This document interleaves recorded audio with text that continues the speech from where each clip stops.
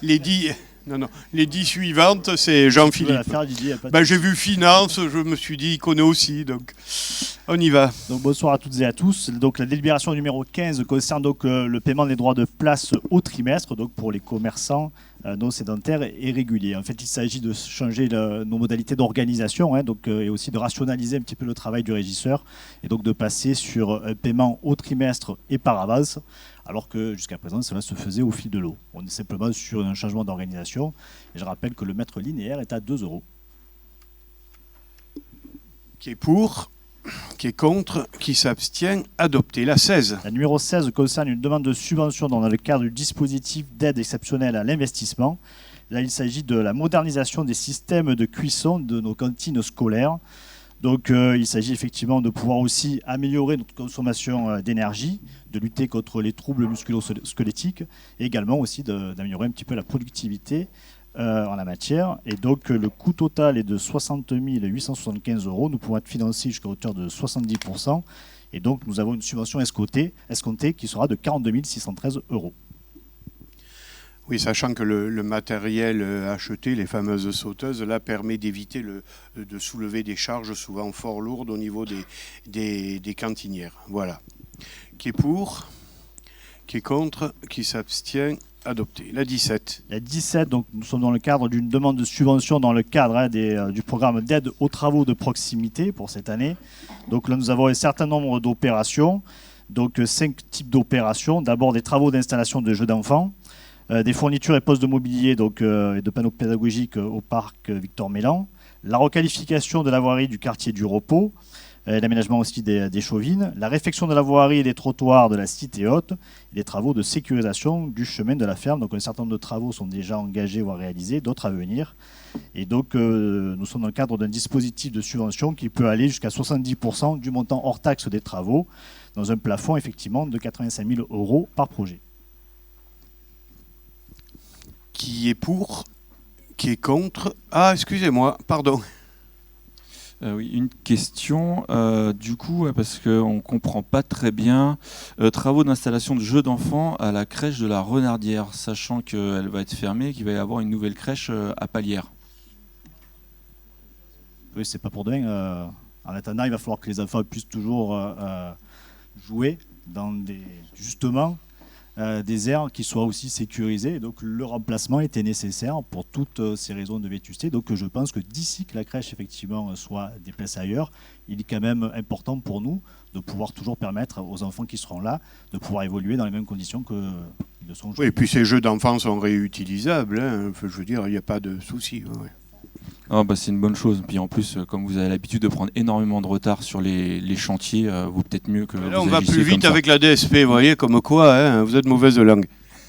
Allez, d'autres remarques ? Non, c'est bon. Allez, je mets aux voix. Qui est pour ? Qui est contre ? Qui s'abstient ? Adopté. La 18. La 18, il s'agit d'une demande de subvention dans le cadre du programme régional Nos communes d'abord. Donc c'était le changement, c'était précédemment le FRAT. Donc je rappelle, nous avons passé lors du précédent conseil municipal une demande de subvention pour la restructuration du bâtiment de la police nationale. Donc là, nous demandons dans le cadre pour la région, donc dans nos communes d'abord, d'avoir également une subvention donc à hauteur de 200 000 € pour le projet qui n'a pas changé effectivement à 471 000 €. En tant que conseiller régional, n'hésitez pas, M. Fuson, à appuyer ce projet qui serait le bienvenu. J'ai eu l'occasion de retourner il y a quelques jours au commissariat de la Gavotte. Ces gens travaillent dans des conditions indignes. Et je rajoute quand même, comme quoi, vous voyez, je fais la part des choses. L'État n'a pas de couleur politique à un moment donné. Il n'est pas normal, quelque part, que ce soit les collectivités qui soient obligées de payer pour que leur police républicaine travaille dans des conditions décentes. Pour moi, c'est quelque chose que j'avais négocié avec les services de l'État, puis je le dis très clairement directement aussi avec Darmanin, qui voilà. J'espère que la région nous apportera un petit peu. Si vous avez une chiquenaude à donner, vraiment n'hésitez pas. Non, mais c'est un très bon projet, on le soutient. Et vous ne vous inquiétez pas, je vais suivre de près le dossier. J'en doutais je l'appuierai voilà. au maximum. Ça s'appelait le FRAT avant. Monsieur le maire, si je peux me permettre justement de profiter que vous êtes au conseil régional, puisque nous avions déposé un dossier l'année dernière concernant le stade Jean Roure, pour lequel effectivement il n'a toujours pas été instruit. Alors là, on n'est pas dans un retard de projet, mais plutôt dans un retard d'attente d'une éventuelle subvention. Donc là, si vous pouvez nous aider à ne pas prendre du retard sur l'acquisition des subventions, on vous en saurait gré. Il n'y a pas de souci, on prend Merci rendez-vous et puis beaucoup, on on en peut y aller prendra acte. ensemble, ça sera vraiment avec plaisir. Donc la 18, qui est pour? Qui est contre? Qui s'abstient? Adopté. La 19. La 19, c'est une demande de subvention donc dans le cadre du dispositif d'aide à la Provence verte. Donc là, nous sommes dans le cadre de la désimperméabilisation du parking des Bourremettes pour un montant total de 44 137 € et donc une subvention escomptée de 30 896 €. Et bien entendu, on se tourne vers la conseillère départementale cette fois, sur qui on compte pour obtenir le maximum. Merci. Donc 30 896. Ah oui. Qui est pour? Qui est contre? Qui s'abstient? Adopté. La 20, donc une demande de dotation là auprès de la DRAC. Donc on est pour la construction de la bibliothèque de la 4e tranche. En fait, il s'agit d'une régularisation annuelle, puisque effectivement, comme c'est souligné dans la délibération, en 2017, donc, on avait passé une délibération et obtenu une subvention de 1 774 423 €. Et donc là, il s'agit de demander pour la dernière tranche, et le montant s'élève à 424 423 €. Il est à remarquer que même à chaque tranche, la DRAC demande qu'on redélibère. Voilà, ce qui explique qu'il y ait chaque fois une délibération. Je l'ai déjà dit, mais à mon âge, on commence un peu à radoter. Je rappelle quand même qu'il est rare qu'un projet municipal fasse l'objet d'une aide de la part de l'État, là, en l'occurrence de la DRAC. Et je vous avoue que malgré le retard que j'assume et que je compte beaucoup sur ce projet IDTech pour une animation à la fois culturelle des jeunes et des moins jeunes. Voilà, je mets aux voix qui est pour, qui est contre, qui s'abstient, adopté. La 21. La 21, c'est un avenant donc à la convention pour la transmission électronique des actes, donc au contrôle de légalité. Donc initialement, notre convention permettait donc la transmission des arrêtés, des délibérations et décisions, des annexes éventuelles sur ces décisions. Par la suite, donc, on avait rajouté tout ce qui était les actes d'urbanisme et de la commande publique.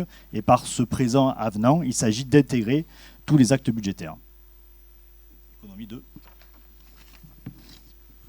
Bon, ça rejoint ce que nous connaissons déjà et les remarques négatives et que j'accepte qui ont été faites peuvent s'appliquer également à cette délibération 22 qui du coup devient une délibération de nature technique. Qui est pour? Ah, excusez-moi, la 20.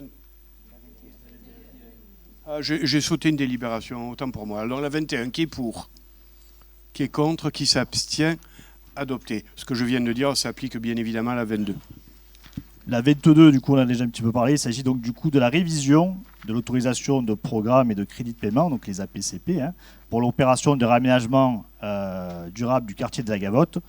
Donc vous avez effectivement sur la délibération, sur la page de gauche, la révision actualisée, avec donc l'intégration jusqu'au crédit de paiement de 2023, pour un montant total de 23 762 207 €. Et sur la page de droite, vous avez l'état des lieux, donc le bilan de l'exécution au 31 décembre de l'année 2021.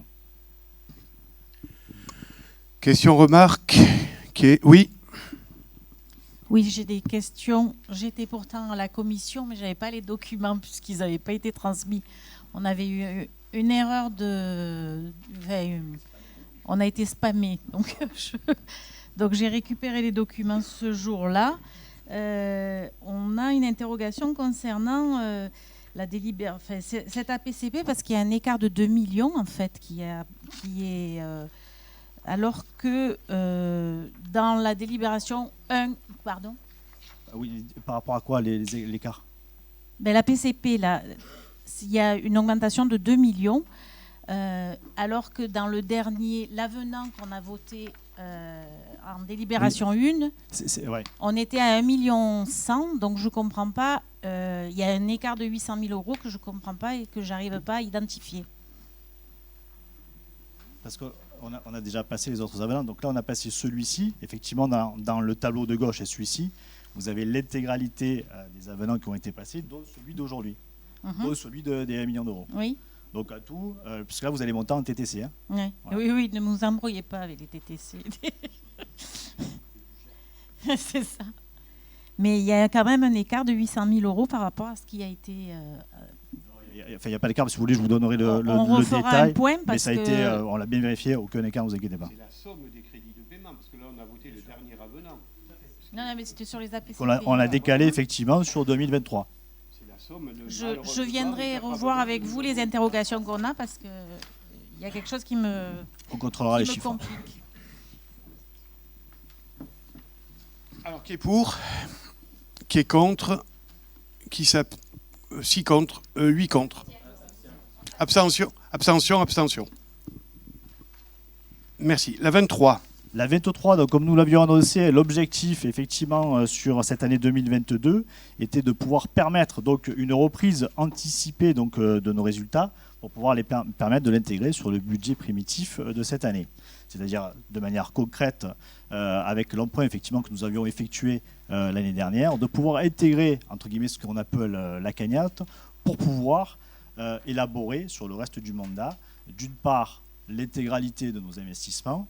Et d'une autre manière aussi, on va en parler tout à l'heure par rapport à la présentation du budget, de pouvoir avoir un budget principal qui soit quasiment le budget de l'année et de limiter ce qui était plus important les années précédentes, c'est-à-dire le budget supplémentaire, et simplement avoir des opérations d'ordre de régularisation, le cas échéant, en fin d'année. Donc c'est ce qui permettra aussi derrière d'avoir la vision la plus précise sur l'ensemble du projet municipal, donc du budget de l'année en cours, donc en l'occurrence de l'année 2022. Donc de manière pratique, nous avons côté investissement à réintégrer 6 millions d'euros et côté fonctionnement, on est donc sur effectivement les 11 125 000 euros. Ce qui du coup évitera les fameux budgets supplémentaires qui étaient souvent très, très conséquents et qui correspondent à une meilleure lisibilité budgétaire en procédant de la sorte. On est bien d'accord, hein? Des questions? Non, on voulait vous remercier pour avoir rectifié les erreurs qu'on avait pointées et reprendre et faire une reprise anticipée des résultats qui nous paraissait avoir une lisibilité plus intelligente du budget. Donc, pardon de vous reprendre merci. sur le mot erreur. Budget supplémentaire, c'est pas une erreur, c'est un budget d'ajustement. C'est un budget d'ajustement qui était mais une grosse différence par rapport à un budget primitif. Je suis toujours attaché au mot. Il ne s'agissait pas d'une erreur. Et j'ai tenu effectivement, avec Jean-Philippe Musso et les services, à aller dans ce sens, Oui. ce qui correspond mieux. Mais ce n'était pas une erreur, je tiens à le préciser. Ce changement de gestion, effectivement, on avait souhaité mettre ça en place dès ce nouveau mandat.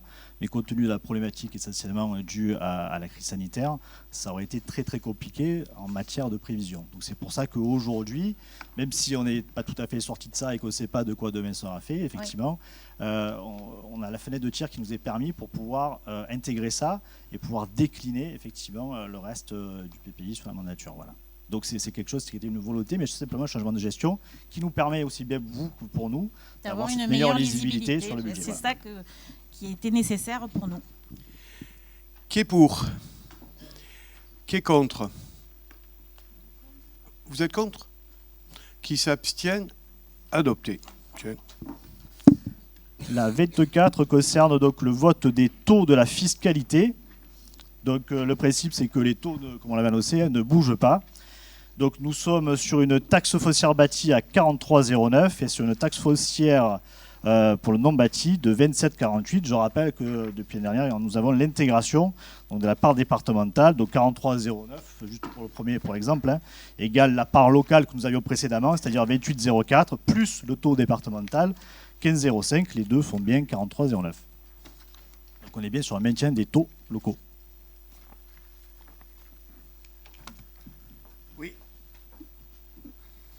Comme vous l'avez dit sur la délibération précédente, il y a un excédent d'investissement et aussi un résultat de fonctionnement reporté de 11 millions d'euros, de 6 millions, donc ça nous fait 17 millions d'euros de reporté. Vous avez évoqué en effet une cagnotte.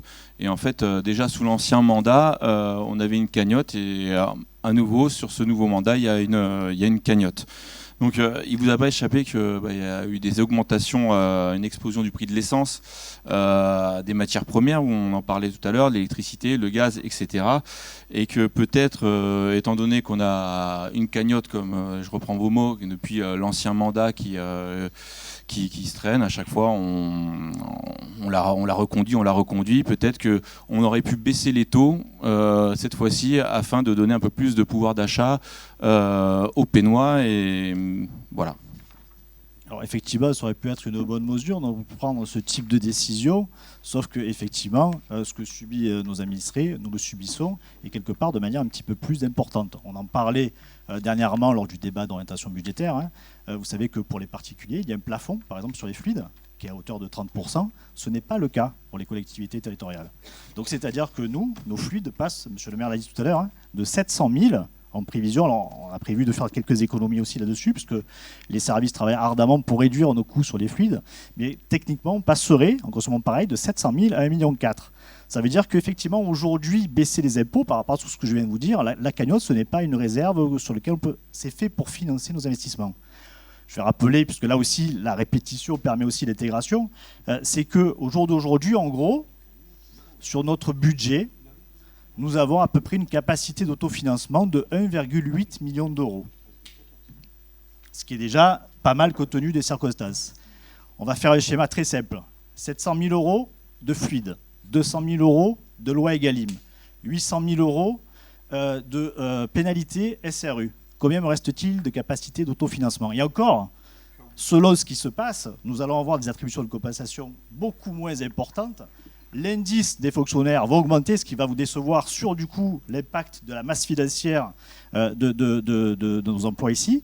Donc ça veut dire que techniquement, si on baisse les impôts, ou si on les maintient, mais même en les maintenant, on n'est même pas sûr de pouvoir équilibrer demain dans les mêmes conditions notre budget. Donc en fait, ce que vous me demandez, c'est de prendre un risque terrible sur nos finances publiques, et en tant que gestionnaire, je ne peux pas le faire. Je peux me permettre de compléter. Donc, alors, du coup, il va y avoir 17 millions d'euros doses de gaz, d'électricité pour la commune. C'est ce que vous êtes en train de me dire. Vous confondez les sections investissement et fonctionnement. Je vous invite à voir à quoi ça sert un PPI, etc. De voir qu'un projet, ça se finance et du coup, il faut avoir des ressources pour le faire. Et que demain, si on dépasse tout sur ce que vous dites, je ne peux pas emprunter pour fonctionner. Je ne peux pas emprunter pour fonctionner. D'accord, mais en fait, vous étiez pas élu. Bon, c'était votre maire, mais vous n'étiez pas élu. Mais non, pour vous expliquer, parce que peut-être que vous ne saviez pas, mais depuis déjà l'ancien mandat, on se traînait 20 millions d'euros comme ça. On n'en faisait rien. Donc j'entends vos arguments, mais à un moment donné, garder une cagnotte comme ça, alors qu'on aurait pu donner du pouvoir d'achat aux Pénois, je pense que ça aurait été une bonne idée que de remettre une cagnotte encore et encore et encore. Je vais vous expliquer en fait à quoi sert la cagnotte, à financer tous les projets que nous avons à faire. Ça veut dire que si je n'avais pas la cagnotte et que je la distribue, qu'est-ce que je vais faire derrière ? Qu'est-ce que je vais faire ? Je vais emprunter. Non, mais vous n'écoutez pas ce que je dis. Cette cagnotte, on l'avait déjà sous le mandat précédent. On l'avait déjà l'année d'avant, ou celle encore d'avant. D'accord. Enfin, si vous permettez, oui, qu'on va faire des investissements, mais j'aimerais bien les voir, les investissements. Cette cagnotte, comme vous dites, le mot a été employé, est destinée à payer les investissements sans trop endetter la commune de façon supplémentaire. Je ne dis pas qu'on ne le fera pas, mais pour le moment, effectivement, on ne le fait pas. Et d'ailleurs, effectivement, là, ce serait de la mauvaise gestion que de souscrire à un prêt au moment où, justement, on a une cagnotte. Je finis. Cagnotte qui est en train de fondre. Pas parce qu'on la dilapide, mais tout simplement parce qu'on paye nos engagements. Et si vous lisez bien le budget, cette cagnotte sur le budget 2022, elle n'est plus que de 8 millions, sauf erreur de ma part, et on va avoir pas mal de décaissements à faire. Ce que vous dites par contre est exact. Nous avions commencé, je le revendique puisque c'était moi-même qui était le maire précédent, constituer cette cagnotte lors du mandat précédent. Pour une raison très simple, c'est que nous avons valorisé un certain nombre d'objets patrimoniaux qui ne nous intéressaient plus de garder.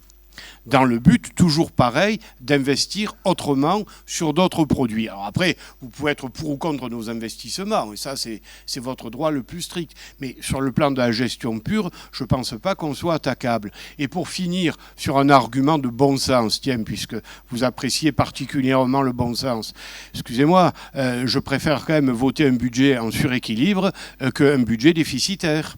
Parce que ça veut dire qu'on a quand même un petit peu d'argent en caisse, non pas pour le thésauriser, mais bel et bien pour le dépenser sur des investissements pour les Pénois.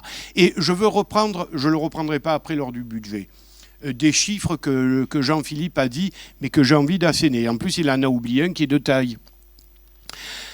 Depuis, disons 2014-2015, nous avons perdu en gros 2 millions d'euros de dotation globale de fonctionnement de DGF. En fait, les comptes avec moi. 2 millions de DGF en moins. 700 000 euros d'électricité en plus, puisque grosso modo, on va doubler. La loi Egalim, allez, on va quand même la mettre, même si on va essayer de glisser un peu, 200 000 euros.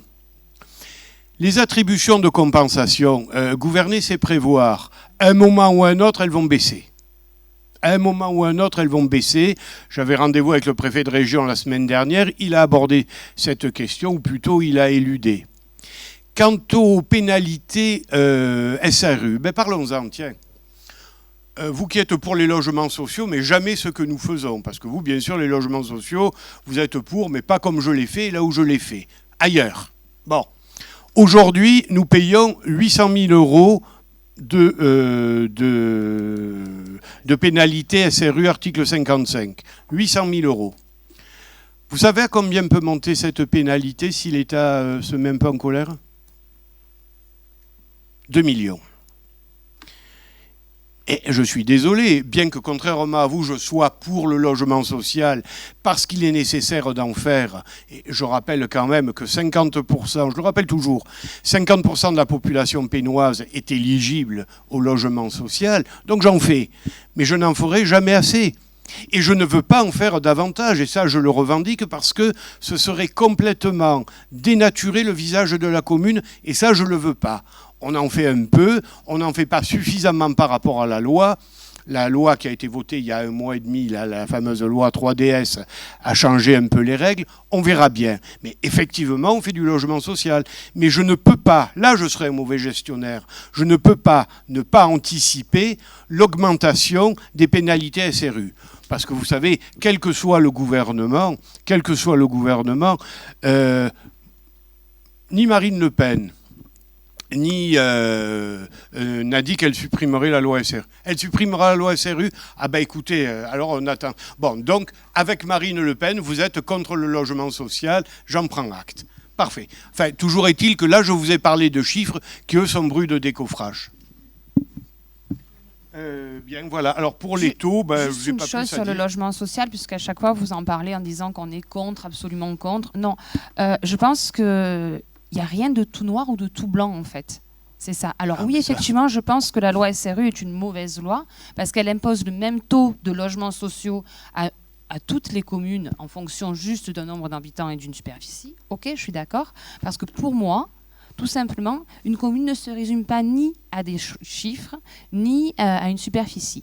Tout simplement. Il y a une dynamique dans chaque commune qui doit être respectée. Alors oui, le logement social est nécessaire aujourd'hui, mais pas n'importe comment, pas n'importe où. Quand on dit qu'on ne veut pas de logements sociaux à tel endroit, de telle façon, oui, je suis d'accord, ce sont des choix difficiles. Oui, beaucoup de Pénois sont éligibles aux logements sociaux. Et 50%. Je préférerais largement que la majorité, et même la grande majorité des Pénois, se sortent de ce seuil d'éligibilité aux logements sociaux, très honnêtement. Et ce n'est pas le cas aujourd'hui, et oui, il en faut. Néanmoins, il est toujours difficile, mais il faut poursuivre ce but de donner des logements sociaux adéquats à la commune, tout simplement. Alors on n'est pas contre. À faire, chère madame. Et c'est ce que nous voulons aussi. Alors après, on n'a peut-être pas les mêmes choix de projets. j'en conviens, tout à fait. J'ai jamais entendu Néanmoins, les vôtres. on n'a jamais dit qu'on était absolument contre les logements sociaux. Loin de là. Parfait. Bah, écoutez, j'attends toujours que Merci. vous me disiez où vous les faites et comment vous les faites. Moi, modestement, j'ai choisi de les faire sur les terrains où je pouvais les faire par rapport au PLU, parce qu'on ne fait pas les choses n'importe comment. Bon, maintenant, si Le Pen, elle est élue et qu'elle supprime la loi oui, je dis bien la loi SRU, eh ben, on verra bien. Bon, allez, on revient à nos taxes. Tout ça pour renchérir sur ce qu'a dit Jean-Philippe, c'est que, sincèrement, on ne peut pas diminuer les taux. Et je rappelle que la plupart des grandes villes, aujourd'hui, les ont fortement augmentés. Je lisais Tours, 15%. C'est une ville que l'on connaît bien. Dijon, des chiffres astronomiques. Ben, nous, on n'a pas augmenté. Je fais une gestion avec mon équipe aussi prudente que possible. Donc les taux, qui est pour? Qui est contre? Vous êtes contre? Qui s'abstient? Adopté. Rosie, tu as voté pour, excuse-moi. Tu as voté pour, merci.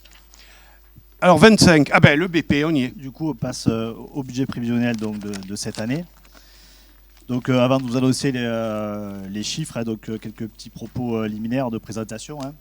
Donc notre situation financière nous a permis effectivement de traverser la crise sanitaire sans trop effectivement de difficultés majeures, avec un cadre de vie que nous avons pu préserver et un rythme soutenu de nos investissements structurants. Il faut quand même se rappeler que la crise sanitaire entre 2020 et 2021 nous a coûté à peu près 1 million d'euros. Je tiens à préciser que compte tenu de la reprise anticipée de nos résultats et pour permettre de comparer le budget primitif de 2022 à celui de l'année 2021, il faut bien évidemment prendre en compte le budget primitif 2021 auquel il faut ajouter le budget supplémentaire du coup, de la même année. Donc notre budget de fonctionnement est de 40 900 000 euros, donc comparé à celui de l'année dernière de 37,7 millions d'euros, et notre budget d'investissement de 20,2 millions d'euros contre 30,6 l'année dernière. Les principaux constats que nous pouvons formuler, on va le faire par section. Alors côté fonctionnement, nous pourrons constater effectivement que les recettes de fonctionnement progressent de 5,5%, puisqu'on passe à 29,4 millions d'euros pour 27,9 précédemment. Ceci est dû essentiellement à la reprise de l'activité économique et des activités des services communaux. Les dépenses réelles de fonctionnement, elles, augmentent de manière moins importante, 4,4%, pour être à 28,2 millions face à 26,9 millions. À noter une augmentation de 13,5% des charges à caractère général, et je ne reviendrai pas sur ce qu'on a dit du coup précédemment, ce serait redondant. Je soulignerai simplement que du coup, par rapport à ce qu'on a dit, on n'a pas prévu de doubler nos fluides, mais simplement dans toujours une progression limitée, de pouvoir travailler, il y a une réduction, donc on a prévu une augmentation non pas de 700 000 euros, mais de quasiment 500 000 euros. Les subventions aux associations progressent, plus 113 000 euros. Ça veut dire qu'effectivement, nous maintenons le soutien aux associations pénoises, puisque là, nous sommes hors crise. Côté investissement, la section d'investissement présente un suréquilibre donc, de 8,6 millions d'euros, y compris le report anticipé des résultats et le virement du coût de la section fonctionnement pour 11,2. Donc nos restes à réaliser sont moins importants sur les 2 dernières années, ce qui veut dire effectivement que notre rythme d'investissement et notre capacité à les réaliser sont plus importantes.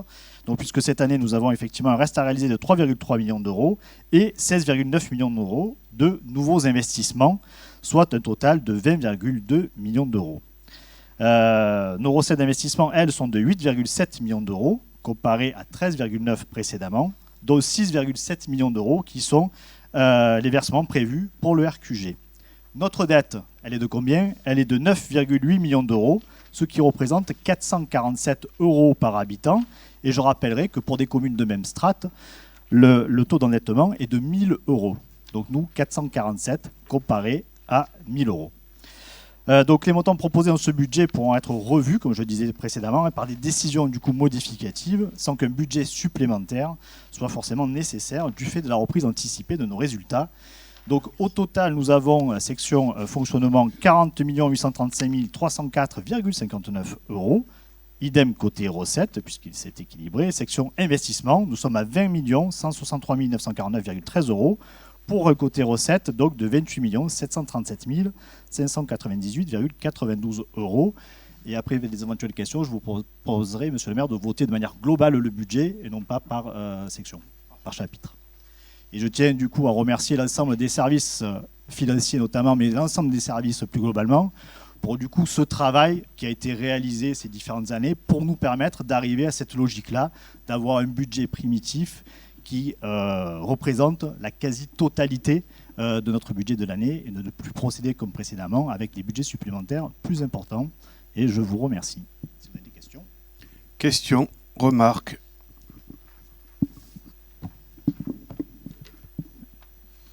Oui, alors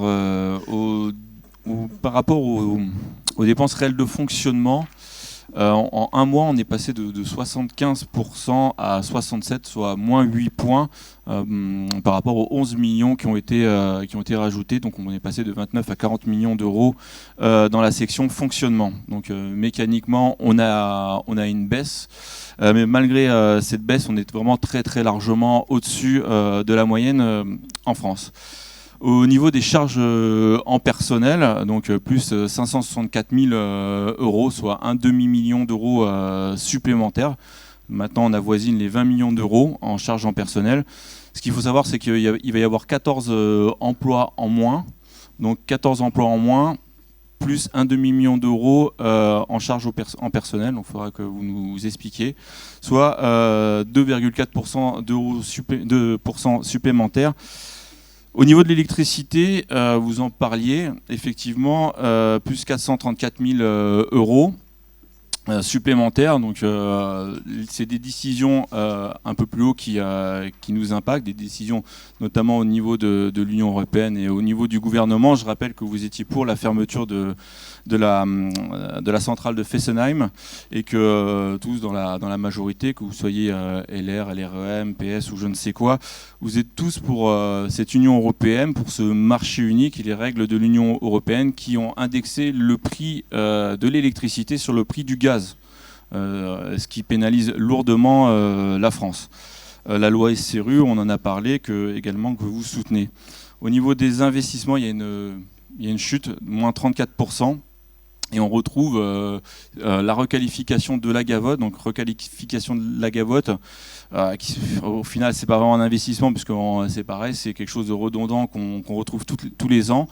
On voit qu'il y a certaines tranches, on est à plus 42, plus 45%. Et c'est ça qui tire un petit peu vers le haut l'investissement. Et finalement, ce n'est pas de l'investissement, c'est des dépenses supplémentaires dues au retard. Le complexe Rocky, on l'a pas trouvé, il est passé à la trappe, donc je sais pas. L'église Saint-Blaise est encore annoncée, mais en 2023, donc ça fait depuis 2016. Donc c'est l'Arlésienne, on espère qu'elle sera enfin on fera la réfection. Et je terminerai au niveau des investissements, une demi-feuille A4 seulement pour les investissements pour 20 millions d'euros. Je trouve vraiment que c'est extrêmement léger. Voilà, et c'est un peu de l'irrespect par rapport aux Pénois qui auraient le droit à un peu plus d'informations. Merci. D'autres interventions? Alors, on répond globalement. Moi, j'avais une intervention concernant l'information que nous avons sur les indemnités des élus qui nous a été transmise et qui devait l'être avant le budget. Et donc, je voulais remercier le conseil municipal, enfin la majorité de nous donner cette information, puisque lors de la dernière commission, je n'avais pas cette information. Et qu'à la relecture du rappel du préfet, nous avons convenu que c'était nécessaire, mais la transparence me semble manquer encore un peu, c'est-à-dire qu'il manque les indemnités que les conseillers départementaux et régionaux perçoivent et qui permettraient d'avoir toutes les informations concernant les indemnités perçues et qui est de l'argent et de l'argent public que les membres du conseil municipal qui siègent ici perçoivent. Merci.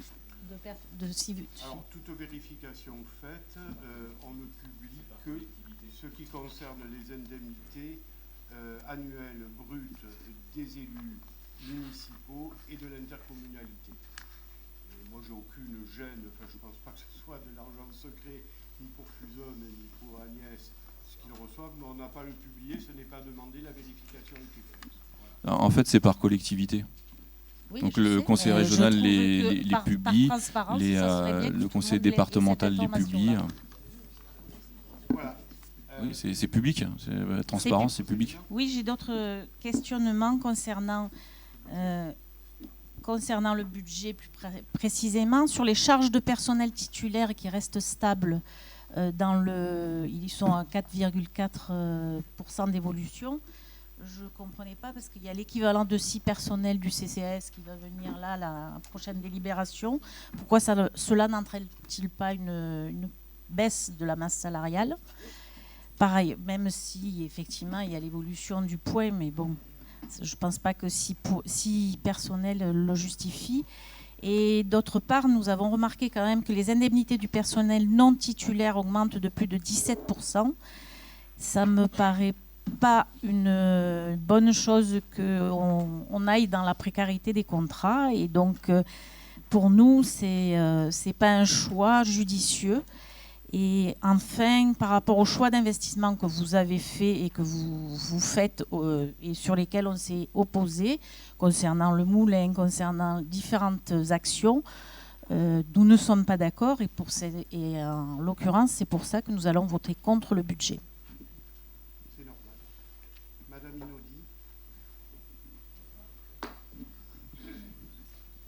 Inaudi. Moi, je vais voter pour ce budget parce que je fais une confiance totale à Jean-Philippe et j'aime pas les votes de posture. Ok, Jean-Philippe, tu réponds, je conclurai brièvement. Oui, de manière globale. Alors c'est vrai. Alors première partie de question, hein, j'adore les chiffres. Par contre, j'ai rien compris au début de l'intervention. Je suis désolé. Alors effectivement, je constate que trop de chiffres tuent les chiffres, mais j'ai pas du tout compris votre démonstration initiale. Mais bon, c'est pas très très grave. Après, nous sommes dans le cas d'un PPI, donc forcément, il y a des années où il y aura plus d'investissement, des années où il y aura moins d'investissement. Vous revenez encore effectivement sur la masse salariale. La dernière fois, je vous ai posé des questions. Quelles sont vos propositions, vos solutions pour la réduire? Vous m'avez dit c'est trop tôt la dernière fois. Cette année, vous avez peut-être plus réfléchi. Vous avez peut-être du coup des propositions. On avait dit que si on virait tout le service de la communication, ça ne suffisait pas. Vous avez dit qu'il a augmenté. Par contre, on a vérifié effectivement, il n'a pas du tout augmenté. Il y a moins une personne sur ce mandat par rapport au mandat précédent. Donc on avait viré la dernière fois, je crois que c'était tous les directeurs. Hein. Ça n'avait pas suffi. Donc comment est-ce qu'on passe de 75 à 50%? Je vous réitère la question, puisque vous l'avez reposée, que nous avons une masse salariale trop importante. Non, ma question, c'était, il y a 14 employés en moins et il y a plus d'1,5 million d'euros en plus en charge en personnel. Ça s'appelle effectivement l'évolution, et c'est pour répondre effectivement à ce que vous avez évoqué. Hein, il y a du personnel qui a été transféré de l'autre côté. Nous avons récupéré. Nous avons effectivement les différentes mesures que nous avons présentées lors des derniers conseils municipaux qui font que effectivement la masse augmente. Après, effectivement, on l'avait évoqué lors du dernier rapport, du débat d'orientation budgétaire. Effectivement, nous avons une masse salariale globale d'effectifs permanents, là je fais de tête, hein, qui est effectivement stable. Par contre, nous avons un taux d'absentéisme qui est assez important et sur des lourdes maladies pour lesquelles effectivement il faut pouvoir remplacer. Et c'est ceci effectivement qui avait fait augmenter de manière très importante la masse salariale. Voilà. Donc ça c'est pour l'aspect global. Donc je répète ma question. Qu'est-ce qu'il faut qu'on enlève sur la masse salariale? Est-ce qu'il faut qu'on passe tout en DSP? Est-ce qu'il faut qu'on vire tel ou tel secteur? Qu'on externalise les choses, sachant que ça va revenir en fonctionnement. Donc expliquez-moi quelles sont les solutions que vous proposez pour passer de 75 à 50%. Comme ça, on peut appliquer. Si c'est bien, on applique. Hein. Vous répondez pas à ma question. Il y a 14 employés en moins. Qui Il y a un demi-million d'euros en plus. J'ai essayé de vous expliquer. Il y a différentes parce mesures. que c'est pas le point d'indice.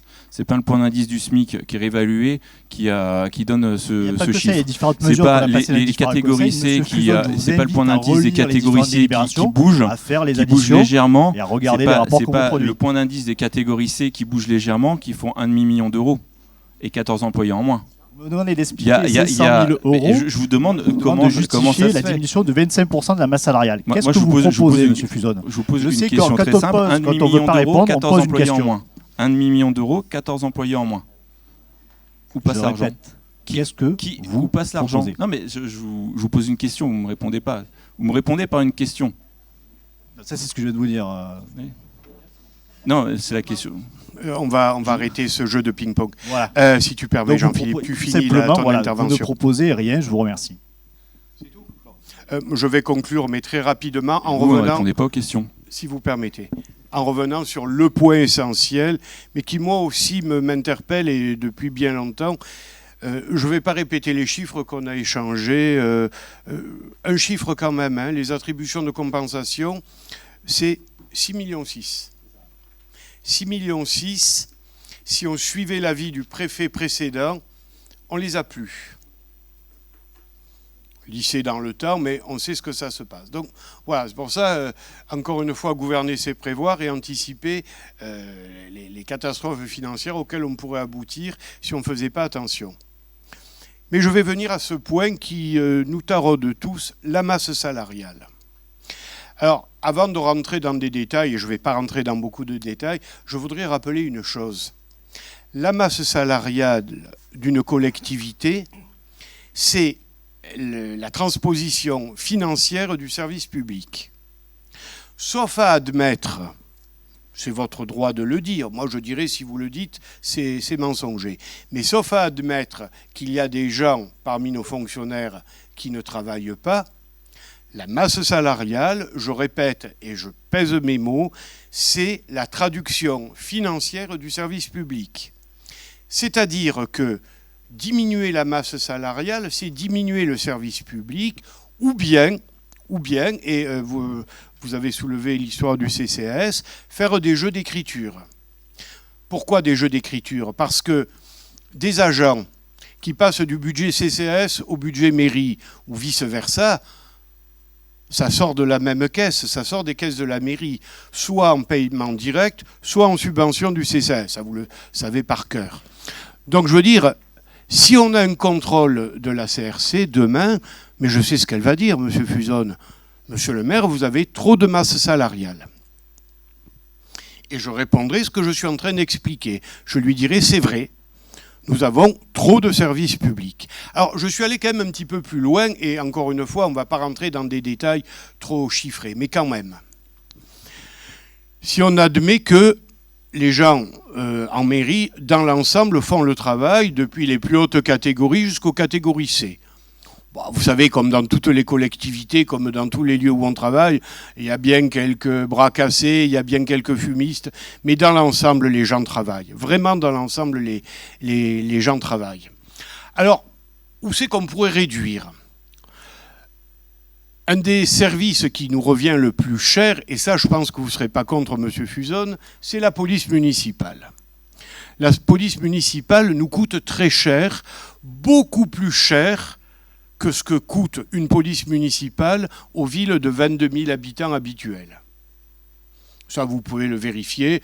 J'ai souvent cité les chiffres. Je ne le ferai pas ce soir. D'ailleurs, je ne les ai pas sous les yeux. La police municipale nous revient très cher. Soit dit en passant, elle a pas mal travaillé ces jours-ci. Hein. Il y a eu flagrant délit. Pour ceux qui disent que les caméras ne servent à rien, elles ont permis d'élucider en moins d'un mois combien 4 affaires. Dont un vol à l'arraché, dont un cambriolage. Voilà. Donc, moi, la vidéosurveillance, la vidéoprotection, j'ai toujours été favorable de façon mesurée. Il ne s'agit pas de fliquer les gens, mais je pense que ça nous apporte. Bref, la police municipale nous revient cher. Et elle nous revient d'autant plus cher que la police d'État est insuffisante. Sous un gouvernement que pourtant j'ai défendu, hein, mais à un moment donné, je dis, il faut renforcer la police. Puis il faut aussi leur permettre de faire leur boulot. Parce qu'il ne faut pas renverser les sujets. Vous voyez qu'il y a des sujets sur lesquels je peux être d'accord avec vous. Donc, police municipale. Deuxièmement, je suis allé regarder un petit peu de près, service par service, direction par direction, la restauration scolaire. La restauration scolaire aussi, elle nous coûte cher. Elle nous coûte cher parce que nous avons fait le choix de conserver une restauration école par école. École par école, et nous servons en gros 2000 repas par jour. Voilà.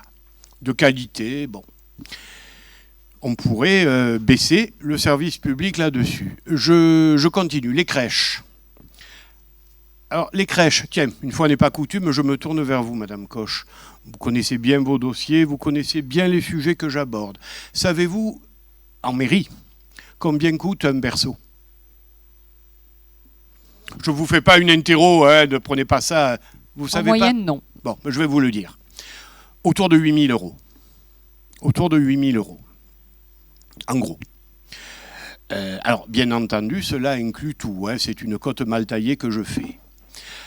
Gérer en délégation de service public à fermage strict. À fermage strict, excusez-moi de rentrer un peu dans des termes techniques, mais vous avez l'habitude, vous savez de quoi je parle. C'est-à-dire la stricte gestion des berceaux hors investissement de construction de crèches, comme on le fait effectivement avec la future crèche de Palière. Bon, ils arrivent à 5 500, 6 000 euros. Donc il y a un gros delta. Je me suis fait expliquer d'où venait ce delta. Je ne vais pas rentrer dans le détail. C'est un problème de gestion pure lié à la CAF. Voilà. Alors après, allez, M. Fuzon, je me tourne vers vous. Vous n'êtes pas bien méchant, mais des fois vous sortez des horreurs. Oser dire que je fais des expérimentations sur les gosses, c'est dégueulasse. Vous voyez, j'emploie un mot très fort, c'est dégueulasse. Parce que je suis père, j'ai 6 petits-enfants. Toute ma vie politique en dehors de la gestion de la ville, je l'ai consacrée à l'enfance. Vous pouvez aller voir mes travaux au Sénat. Parce que les 6 années que j'ai passées au Sénat, ce n'est pas celle de votre sénateur, qui d'ailleurs n'est plus votre sénateur. J'ai fait 2 gros rapports sur l'enfance en difficulté. Les 15 ans que j'ai passés au conseil départemental, j'ai fait le maximum pour m'occuper des enfants en difficulté. Si vraiment j'ai un fil conducteur en matière de politique, je ne parle pas de parti politique, je m'en fous de ça. Et je m'en fous plus que jamais aujourd'hui. C'est vraiment pour l'enfance en difficulté. Et une de mes grandes fiertés, c'est d'avoir obtenu à 3 reprises le label Ville Amie des enfants. Alors quand vous sortez un tract comme ça, franchement, oui, je réemploie le mot, je trouve ça dégueulasse et je ne vais pas être plus long. Donc voilà, je vous ai donné les 3 pistes sur lesquelles on pourrait faire des économies. Alors, baisser la police municipale, Claude, rassure-toi, il n'en est pas question. Changer le mode de restauration scolaire, c'est non. Et diminuer le périmètre des crèches, c'est non. Parce que, ah oui, j'oublie quand même un sujet. Au-delà du delta service public qui coûte cher, qu'on le veuille ou qu'on ne le veuille pas, il y a un autre élément qui rentre en ligne de jeu. Et ça, vous pouvez aller le vérifier. En plus, l'étude à l'époque, bon, les chiffres ont dû évoluer depuis, mais c'est moi qui l'avais lancé au Conseil général. Écoutez, il faut que vous sachiez que la ville d'Épène-Mirabeau, en matière de services et modes d'accueil de la petite enfance, est plutôt bien placée. Et ça coûte de l'argent. Voilà. Alors, je le répète, ça fera la 3e fois, mais diminuer la masse salariale, c'est d'abord et avant tout diminuer le service public. Puis je termine en me faisant quand même un petit plaisir.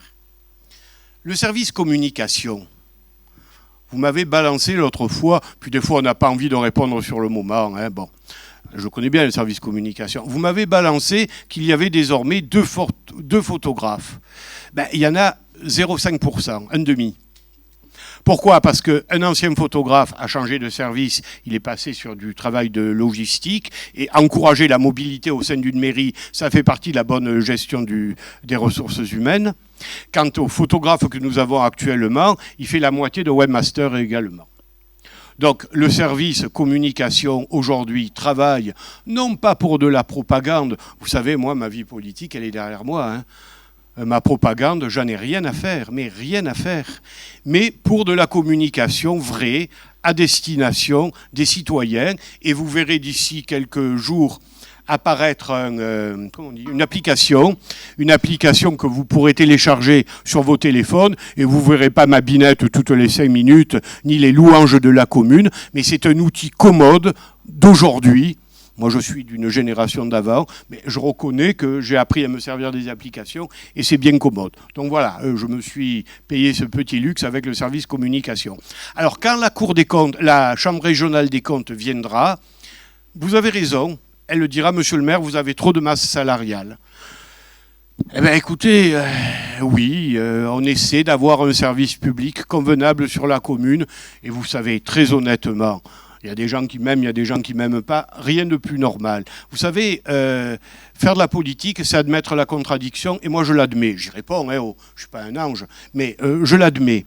Mais je crois quand même que les gens reconnaissent le service public qu'il y a sur la commune des Pennes. Voilà, le débat est donc clos.